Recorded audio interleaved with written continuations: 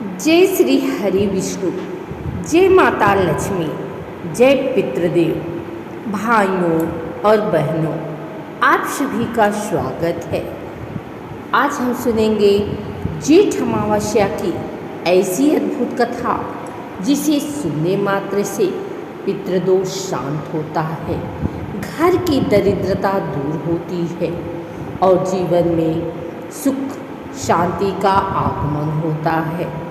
कहते हैं कि जेठ अमावस्या के दिन सच्चे मन से स्नान, दान, व्रत और कथा श्रवण करने से कई जन्मों के पाप नष्ट हो जाते हैं। जो व्यक्ति श्रद्धा से यह कथा सुनता है, उसके परिवार पर भगवान विष्णु और माता लक्ष्मी की कृपा बनी रहती है। तो आइए हाथ जोड़कर भगवान का स्मरण करें और पूरी श्रद्धा से जेठ अमावस्या की पावन कथा आरंभ करते हैं। बहुत समय पहले की बात है। एक छोटे से गांव में धर्मदास नाम का एक गरीब ब्राह्मण रहता था। वह अत्यंत धार्मिक और ईमानदार था। उसकी पत्नी गौरी भी बहुत पतिव्रता और भगवान की भक्ति करने वाली स्त्री थी।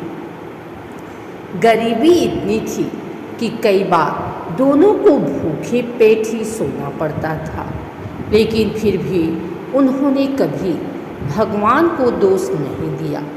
हर दिन सुबह उठकर स्नान करते, तुलसी में जल चढ़ाते और भगवान विष्णु का नाम लेते। धीरे धीरे समय बीतता गया। एक दिन जेठ मास की भीषण गर्मी पड़ रही थी। गांव के लोग पानी के लिए परेशान थे। उसी समय गांव में एक वृद्ध साधु आए। उनके पैर जल रहे थे, शरीर थका हुआ था और प्यास के कारण उनकी आवाज़ भी काँप रही थी। साधु ने कई घरों में पानी मांगा, लेकिन किसी ने ध्यान नहीं दिया। अंत में वे धर्मदास के घर पहुँचे।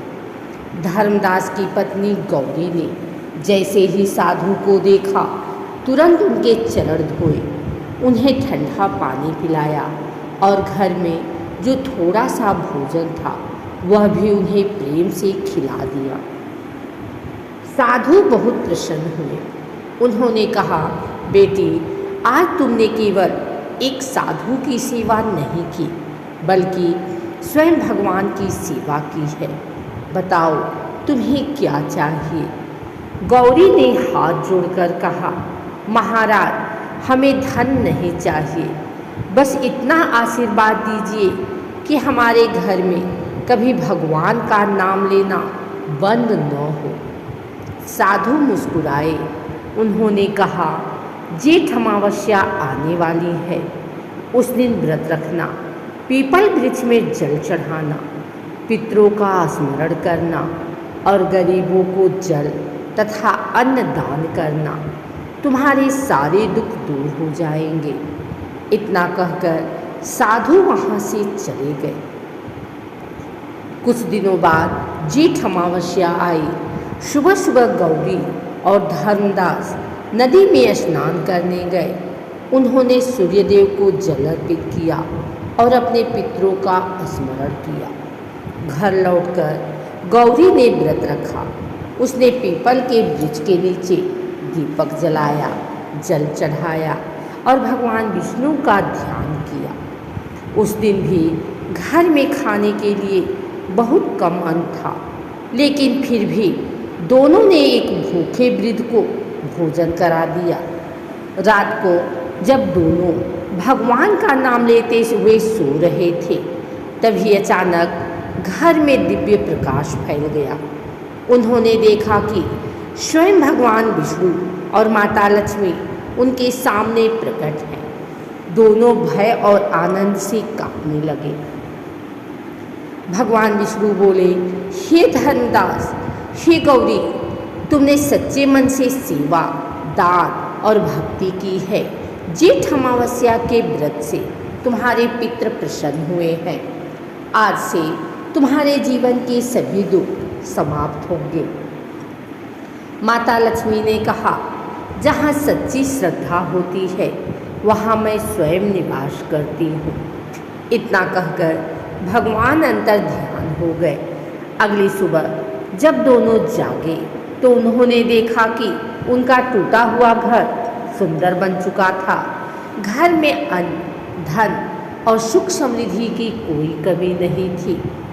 धीरे धीरे उनकी ख्याति पूरी गांव में फैल गई। लोग उनसे पूछने लगे कि यह चमत्कार कैसे हुआ।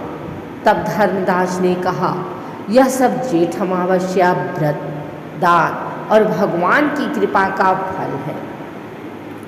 उसी गांव में एक धनी व्यापारी भी रहता था जिसका नाम सेठ माधव था। उसके पास अपार धन था, लेकिन उसके घर में कभी शांति नहीं रहती थी। उसके पुत्र हमेशा बीमार रहते और व्यापार में हानि होने लगी थी। एक दिन उसने धर्मदास से पूछा, तुम पहले गरीब थे, फिर इतना सुख कैसे मिला? धर्मदास ने उसे पूरी बात बताई और जेठ अमावस्या व्रत का महत्व समझाया। लेकिन सेठ को अपने धन का बहुत घमंड था। उसने कहा, सिर्फ व्रत रखने और पानी दान करने से क्या होता है? कुछ समय बाद उसके अपार व्यापार में भारी नुकसान हुआ।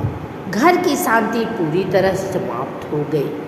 तब उसे अपनी गलती का एहसास हुआ। अगले वर्ष जेठ अमावस्या पर उसने सच्चे मन से व्रत रखा, गरीबों को जल पिलाया, पितरों का तर्पण किया और पीपल वृक्ष की पूजा की। धीरे धीरे उसके जीवन की परेशानियां समाप्त होने लगी। उसके घर में सुख और समृद्धि लौट आई। तब उसे समझ आया कि धन से बड़ा पुण्य होता है और पुण्य से बड़ी कोई संपत्ति नहीं है। कहते हैं कि जेठ अमावस्या के दिन पवित्र नदी में स्नान करने से पाप नष्ट होते हैं। पितरों का तर्पण करने से पूर्वज प्रसन्न होते हैं। जल का दान करने से भगवान सूर्य की कृपा मिलती है। पीपल वृक्ष की पूजा करने से भगवान विष्णु प्रसन्न होते हैं। गरीबों को भोजन कराने से घर में कभी अन्न की कमी नहीं होती। इस दिन विशेष रूप से जल से भरे घड़े, छाता, वस्त्र, फल और अन्न का दान करना बहुत शुभ माना जाता है। भाइयों और बहनों, यह कथा हमें सिखाती है कि भगवान केवल बड़े मंदिरों या बड़े दान से प्रसन्न नहीं होते। वे सच्चे मन, श्रद्धा, सेवा और दया से प्रसन्न होते हैं। जिस घर में पितरों का सम्मान होता है, जहाँ भूखे को भोजन और प्यासे को पानी दिया जाता है, वहाँ भगवान स्वयं निवास करते हैं। हे प्रभु विष्णु, हे माता लक्ष्मी, जैसे आपने धर्मदास और गौरी पर अपनी कृपा बरसाई, वैसे ही इस कथा को सुनने वाले सभी भक्तों के जीवन में सुख, शांति और समृद्धि प्रदान करें। जो भी श्रद्धा से जेठ अमावस्या की यह कथा सुन रहा है, उसके पितृ प्रसन्न हो, घर में खुशियाँ आए और सभी दुख दूर हो।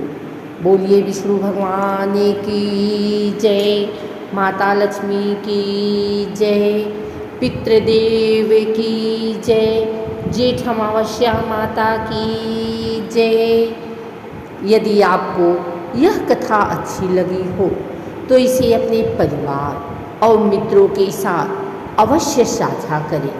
धर्म की जय हो, अधर्म का नाश हो, प्राणियों में सद्भावना हो और विश्व का कल्याण हो। जय श्री हरि विष्णु।